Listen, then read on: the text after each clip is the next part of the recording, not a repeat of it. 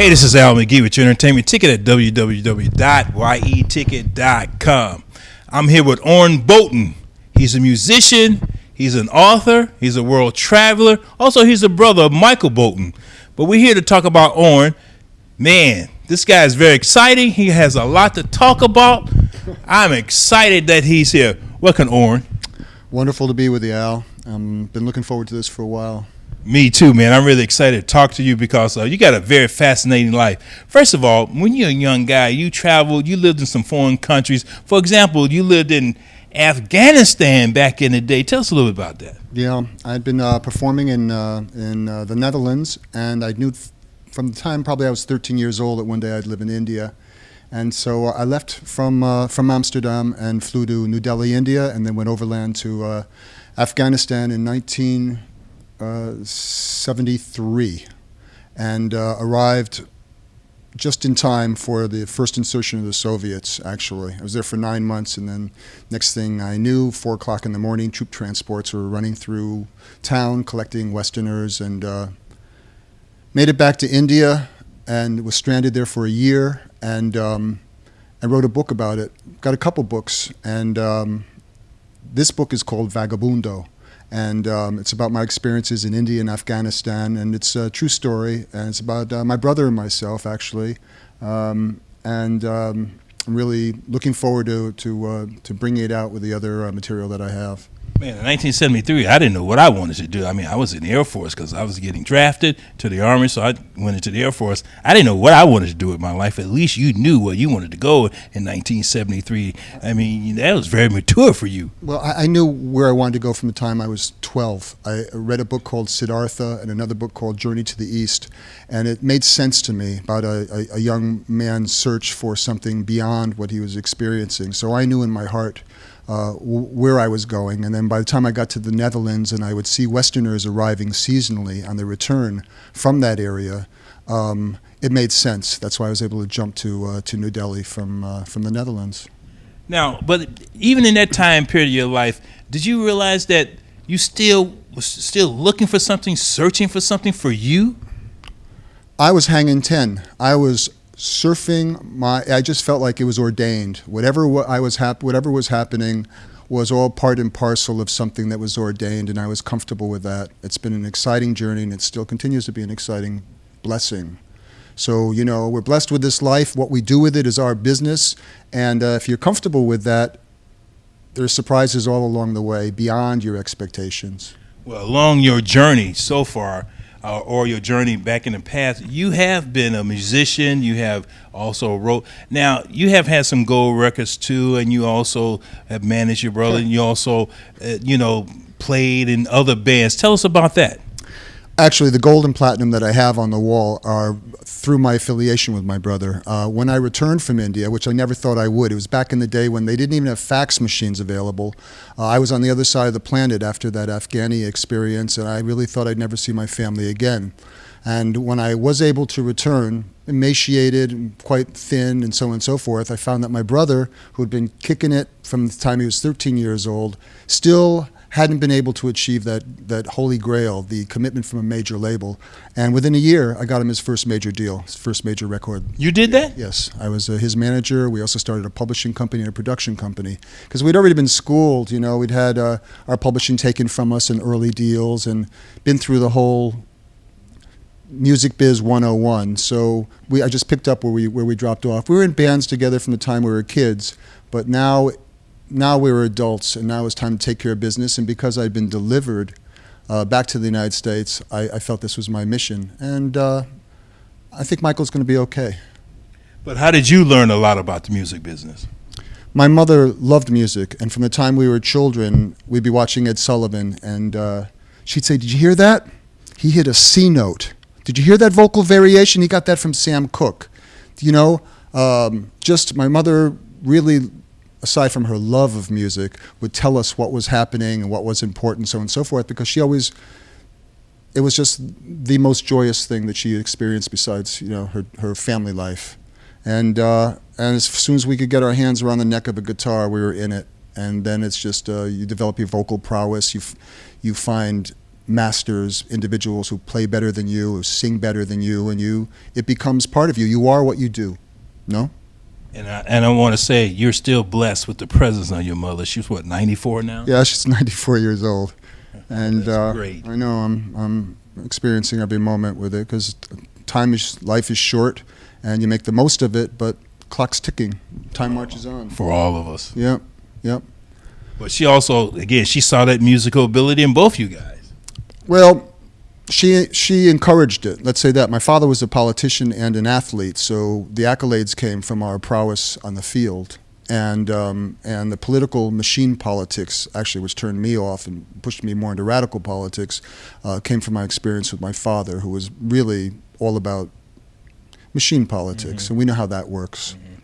But you just assimilate what is around you. And little by little, the people fall away, and those individuals who are focused find their way. If they don't get distracted, or whatever their karma may be. And I think life is a great deal of perception on how you perceive things to be. Half full or half empty. Right. And finding good company, and having faith all of the time that there's a way to weather whatever's happening in the present, and then, next frame, and you're on to the next thing until that last breath. Right. So, man, I'm very, very grateful to be here. I'm grateful for what I've been able to do for my brother and for what he's able to do for me, because it's been a long, long road. So, my life is pretty simplistic these days. I wrote 3 books.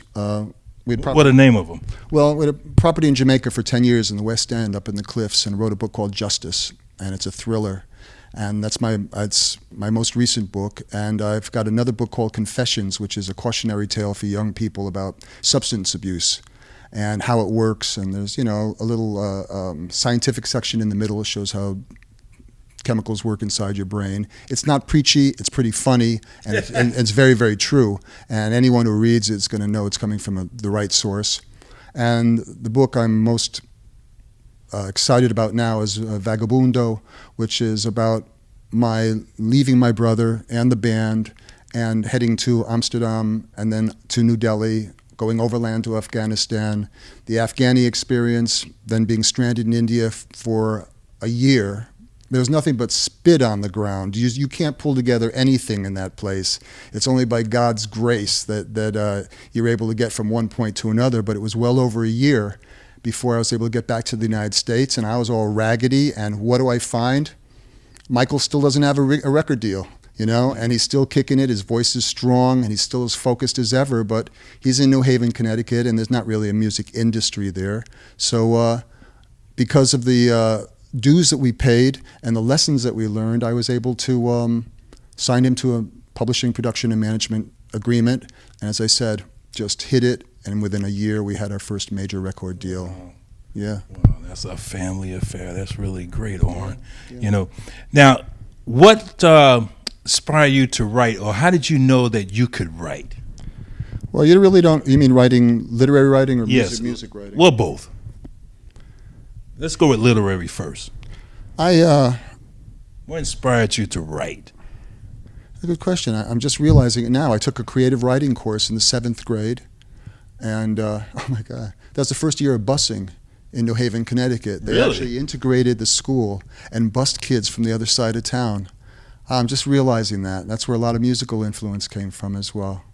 And the creative writing class was a good primer for me. Mm-hmm. And then afterwards, I started writing really great, what I think was really great stuff, and I realized that a lot of it had to do with the rudimentary foundation that I had acquired through education. And as far as the music, you write until somebody likes it, and if they like it, they cover it, and if they cover it, then you've got a licensed song, and Right. when that starts happening, that's wonderful. Right. And actually, my brother had great success with that before he was strong enough to be able to run himself with his material. So the industry has changed quite a bit, but songwriting is still the basis, that pool which everyone goes to. So those songwriters out there, you keep doing it because the industry needs you. And you take a song, John Fogerty's Proud Mary. You know, Tina Turner gets a piece of it. She makes it her own. Who even thinks about John Fogerty when you hear Proud Mary? You hear Tina Turner. And so if a songwriter can get his song to the right artist or multiple artists who have a specific style and can serve that song and let the song serve them, then everybody profits, and it's just a fulfilling experience. Mm-hmm. And I think that's when you know that you're doing something right. Yeah. Otherwise, you're basically pleasing yourself, which is all right too, because that's where it all starts. And you know, that's I guess that's the only way that you really know you're doing something right, is if it's pleasing you. And if it pleases you and it pleases other people, you might actually be able to make a career of it. Yeah. Well, who you listen to today? As far as artists? Yeah, as far as artists, musical artists. I try not to, actually. You know, I appreciate what I hear live. I'll jump to hear any new live artist, especially if they're a singer-songwriter. But I don't have much. I don't want to be distracted with what's currently on available, and I like to hear it raw. So if you can hear somebody coming up that there's a buzz about, Mm-hmm. I will travel any distance to hear an artist and see what they're about, because I'm basically looking for material. I'm a music publisher. So it's about writing songs, collaborating with other artists, putting artists together. Sometimes you think you've got a song and then you realize, you know, actually you need help. You run into the wall and you try to find other individuals who also have pieces and parts. And it's a process. But when it clicks, there's no doubt about it. Yeah, I'm like that. I got to see them live. Forget the record, CD, whatever they call it today. Yep. Live is what turns me on. If they cannot perform live, I'm done with them. I agree. The smoke and mirrors, which is actually helpful in promoting an artist. You take 10 artists, all of equal ability, and you throw, which is my specialty as back in the day, some smoke and mirrors on it to define one artist as extraordinary. After the smoke and mirrors fade, and those other 9 artists have gone their own way, the substance of the artist that you've put your money on is still there. So you've brought attention to the artist stands alone, guitar in his hands on a single stool, and you've been able to steal the eyes of the public and the ears of the public by doing whatever it is that you do to define that artist as worthy of someone's attention. So I've really enjoyed promotion more than anything. Mm-hmm. And I did that for my brother on the road after getting him his first deal. We went out, opened up for Bob Seger. We did a national tour with Bob Seger and the Silver Bullet Band. And my job was to establish the fan base and let people know who Michael Bolton was. And, you know, doing for Michael was the prime priority in my family. Before myself. It's really curious that I come back from Afghanistan all beaten up and stuff, and the end is still look out for Michael, and that's where the time, the energy, and everything else went. And you know the deal is, I see people all the time, local individuals who wouldn't have crossed the street to see my brother and myself perform live for free, but you know, a handful of Grammys later and a little money, and suddenly, like, you know, everybody wants to be, you know, your best friend. And so I'm glad now to be getting back to performing. And, you know, I got a CD out of my stuff, and hopefully I'll be licensing a couple more songs.